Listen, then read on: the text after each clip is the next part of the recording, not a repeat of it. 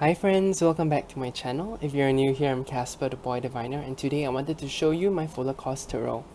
This is a tarot deck that has been sitting with me for quite a while, and I've consecrated it, but I have not used it yet. So I bought this from James Feeney. He was selling this as a used deck, but it came really nice, done well. Here are some title cards. This is my favorite card in the deck, the Tower. It comes with a little bit of a gloss. It's a glossy cardstock, and it's slightly bigger than a tarot card. So I would say this is Los Scarabæus tarot size, and this deck is much larger. So I have always been intrigued by this deck because of the differences between the majors and the minors, and the elaborate art in the majors, especially for the Tower Tarot. The Tower card. That was the main reason why I bought this deck from James Feeney to try. But I have not used it yet. I don't know why I don't feel called to use it. It could be the cardstock that is glossy. It could be the size that I'm not used to. Yeah, there's a little white book that comes with it that is written pretty well. I've scanned through it to have a look. And honestly, this deck is like a bit raw, and I feel like some of the images actually scare me a bit. Like even the Fool makes me feel a bit intimidated. So, if maybe I should do a part two of my decks that made me feel intimidated, and then maybe this would be one of them.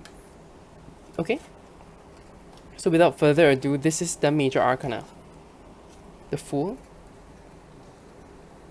Beautiful and very deep, but somehow it scares me, and I don't know why.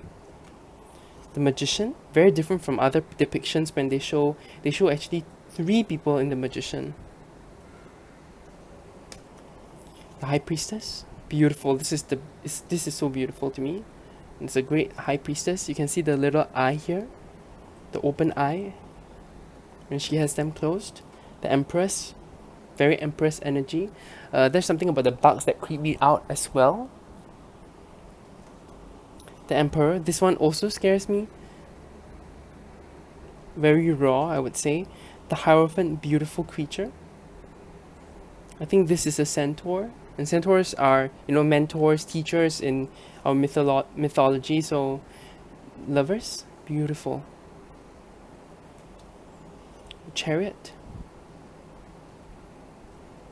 I don't really enjoy this chariot, even though chariot is one of my birth cards, so I kind of identify with it a lot, but I don't really see it here. There's something static to this. Yeah, I think it's because it's missing the steeds, and I feel like I look at the steeds a lot. Justice, this is a beautiful, beautiful piece of art. Beautiful. Hermit. You can see the back of the figure at the back. Sweet potency. This is something she has in her art. She writes words in them, especially for the minor arcana, the Wheel of Fortune. Strength. The Hanged One, beautiful. I love this depiction of the Hanged One. Death, which is I don't really get it. I think the little white book would help. Maybe let's take a look at the little white book for death. The pollen of a trillion flowers makes and unmakes you. Keep your wits about you as you harvest metamorphosis. Okay. Okay, so it's more about metamorphosis more than actual death. Temperance, gorgeous. This reminds me of Snow White's mother or stepmother. Devil. This one scares me. This one scares me. Uh, he's eating the brains of this person, I guess. The Tower, very powerful, beautiful rendition. The Star, another beautiful, beautiful one. So this deck is like so interesting to me because it elicits a lot of feelings from me, and there's a lot of fear for some reason, and I don't know. Maybe that is the reason why I don't feel called to use this deck. I just feel that maybe it might be too challenging for what I'm going through right now. The Sun, with a crow or a raven. I'm guessing this could be Ra. Judgment. This is definitely not one of my favorite judgments. There's something about the proportions, or again, it's creepy to me. And then the world, beautiful, the pregnant lady, and you can see these jewels, with all these symbols. I'm guessing these are the suits. Okay, that's the major arcana. Let's go on to the Ace of Sparks. Okay, so the aces are all black and white, and I think they end with and the and the tens, yeah, the tens are them opening their eyes. So you can see that the Ace of Sparks, blindfolded, eyes closed. That kind of potential is there. And then again, her minors are all more sketchy than the majors. Two of Sparks, two horses with the two written here. You can see Aries, potency. So she has this little hidden words and scribbles. Through of Sparks, divine song, passion.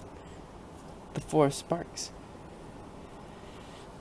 So this is on purpose, right? This is purposeful, and I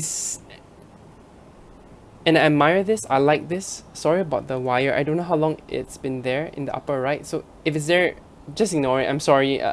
It's just my setup. The Six of Sparks, victory coming back. So it can be very polarizing because I don't know. I don't know if I can work with something so sketchy with something so elaborate in the courts and in the majors. You know what I mean? Seven of Sparks. But until I try, I don't know, and that's why I bought this deck, because it's been on my wish list for the longest time. I wasn't sure if I could deal with it. The Eight of Sparks. The Nine of Sparks. Oh, the sparks here are the wands of the deck. Just to be clear, the Ten of Sparks, the opening of the eyes, the realization of that potential. The Dreamer of Sparks. The Dreamer is the page, and this is so beautiful. This makes me think about the Starman. I'm not sure if that's the right reference. Trail of Sparks. The trails are all black and white. I'm not too sure. I haven't done enough research to find out why, but the trails are also very detailed. The Queen of Sparks and the King of Sparks. That dragon, beautiful with that eye shining down. So those are the sparks, and we go to the coral. Now coral is water. So Ace of Coral again with that blindfold. The Two of Coral. The two lovers being separated for some reason. Or this could represent the kind of passion they have between them. Three of Coral. I love you too. That's so sweet. Three musicians. Four of Coral. Staying on land, trying to stay dry. Even though she's surrounded by something beautiful, she's not partaking in it. The Five of Coral. Jellyfish being part of her body. A violin. I don't see the traditional RWS, and I mean this is a larger deck, so I kind of feel like it's more of an oracle that is based itself off the tarot system. So I wouldn't force the RWS meanings on it unless I see it naturally. The Six of Coral, that clown nose. I don't know how I feel about that because clowns creep me out. The Seven of Coral. Yeah, I don't see the illusion here as well. It seems more like a cycle somehow. The Eight of Coral. I do see the RWS kind of meaning, that kind of change, development, movement, traveling, leaning on someone to help you see. Nine of Coral. So the whale comes on shore to look into your eye. Dreams will love you to completion. Interesting. Ten of Coral. So again, the opening of the eyes, the realization of the potential. Dreamer of Coral. Trail of Coral. The Queen of Coral, beautiful. I love it when the queens have a feline accompaniment. The King of Coral, pretty static, but I guess the RWS is also very static, so this is to be expected. There's another king here, I guess. Interesting. We move on to the wings. So the wings are the Sword of Air or swords. So the Ace of Wings again, blindfolded. The Two of Wings. Interesting. Alchemy of opposites. Twins. Opposite, light, dark. So it's very different from the RWS where the woman's making a decision. Three of Wings, very different again. Nothing sad here. It seems more like a celebration. The Four of Wings. Very, very sharp hands. Some sort of hurt, I guess. Getting ready for battle. The Five of Wings, bottling up your heart. And so we sleep. The Six of Wings. Balancing on a bird. The words, what do they say? We have seen. We have even made the sky. The Seven of Wings, something creepy about this, you know, missing limbs or deformed limbs, changed limbs. The Eight of Wings, negotiate your rebirth. Trapping yourself, trying to set yourself free. So I do see that sort of Eight of Swords here. The Nine of Wings, again, that kind of changing of the limbs that scares me a bit. The very sharp birds. This does look like a nightmare, so I would say probably Nine of Swords, very similar. The opening of their eyes. And this is the most striking 10 I've seen so far in the minors. The Dream of Wings, this is so beautiful. Riding that swan. The Trail of Wings. Beautiful, black and white again. This seems like a mechanical bird. The Queen of Wings with her winged companion, and I like that again. This is a beautiful queen. I kind of don't like the kings as much as the queens, but it's okay. I guess it's because there's something very static about a close-up of a face. Let's move on to the last one, which is the which is Spiral suit. So Spiral is the Pentacles. Ace of Spiral. The Two of Spirals. That kind of growth. The Three of Spirals. Interesting. All the threes are like a musical thing. The Four of Spirals, very interesting. What is he doing to her? This is some sort of I don't want to say this, but I don't know if it's triggering, but like verbal abuse, is it something like that? The Five of Spirals. Finding your way to safety, I guess. Six of Spirals, beautiful. This one is beautiful. I love the colors. So soft. Holding those flowers. The Seven of Spirals, again, I don't get this one. The Eight of Spirals. Apprenticing infinity in the here and now. Okay, I like that thought.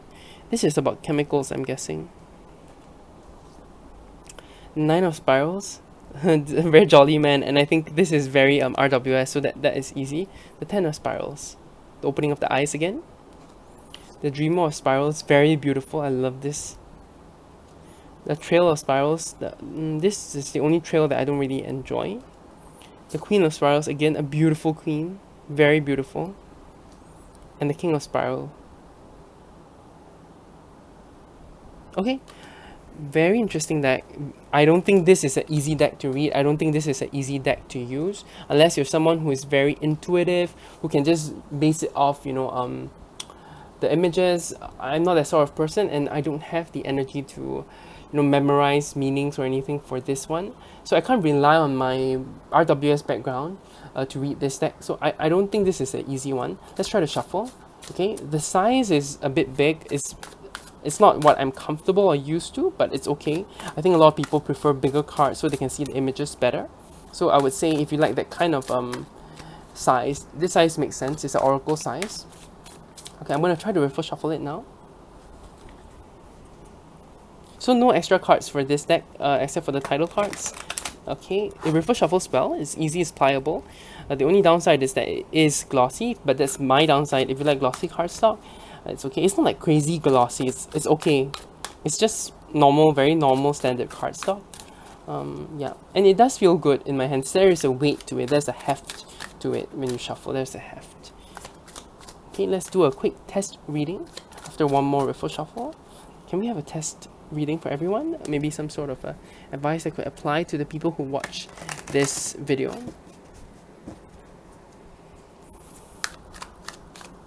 Okay. this one.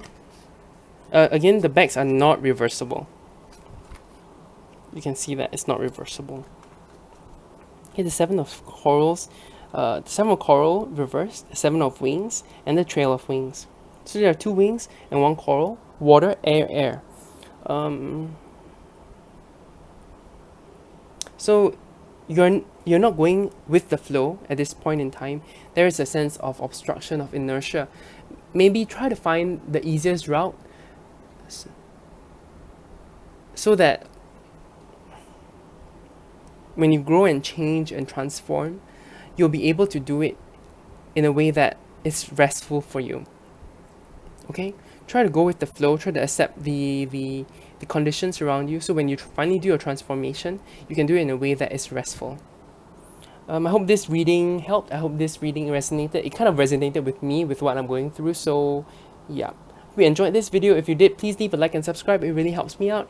And you guys have a great rest of the day. You take care. Bye.